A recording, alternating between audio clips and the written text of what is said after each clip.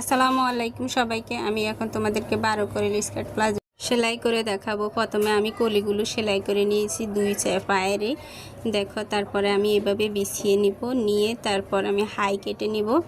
তোমরা এভাবে আগে কলিগুলো জয়েন করে তারপরে হাই কেটে নিবে। যে বিছিয়ে নেওয়া হয়েছে, এখন আমি 4 ভাঁজ করব। এই যে 2 পার্ট 4 ভাঁজ।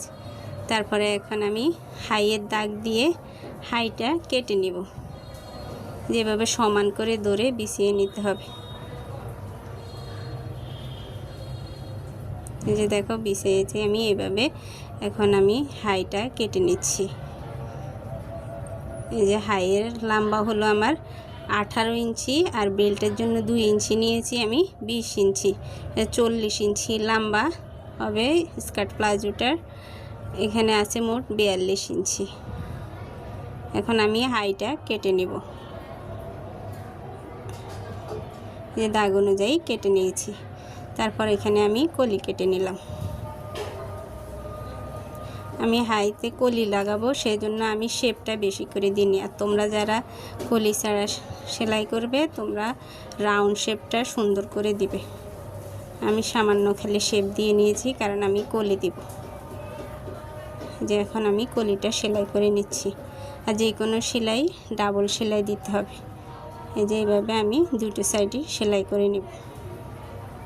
আর তোমরা যদি কাটিং ভিডিও দেখতে চাও, তাহলে তোমরা আমাকে কমেন্ট করতে পারো, আমি তোমাদের জন্য কাটিং ভিডিও দিয়ে দেব। এই যে এখন আমার হাইটা সেলাই হয়ে গেল। আমি দুইটা হাই এভাবে সেলাই করে নিলাম। একটা অফ ক্যামেরাতে সেলাই করে নিয়েছি, দেখো সেলাই করার পর এরকম হয়েছে। এখন আমি এই যে হাইয়ের জয়েন্টটা ধরে, দুই সাইডের জয়েন্ট ধরে এভাবে মিলিয়ে নিব।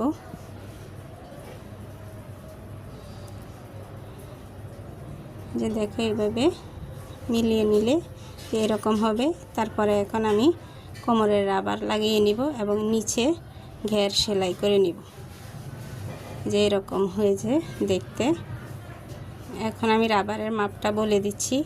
তোমাদের সালোয়ারে যা হবে 2 ভাঁজ করে, মানে যদি তোমাদের কোমর 60 ইঞ্চি হয়, তাহলে তোমরা রাবার নিবে 15 ইঞ্চি, আর 1 ইঞ্চি বাড়তি নিবে সেলাইয়ের জন্য। তাহলে রাবারটা পারফেক্ট হবে। আমি এভাবেই নিই। তোমরা কে কীভাবে নাও আমাকে কমেন্টের মাধ্যমে জানাবে।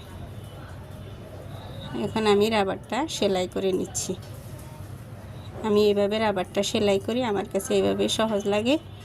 আর তোমরা যদি এভাবে না পারো, তাহলে প্রথমে আগে বেল্টের কাপড়টা সেলাই করে নিয়ে 1 ইঞ্চি জায়গা পাক রেখে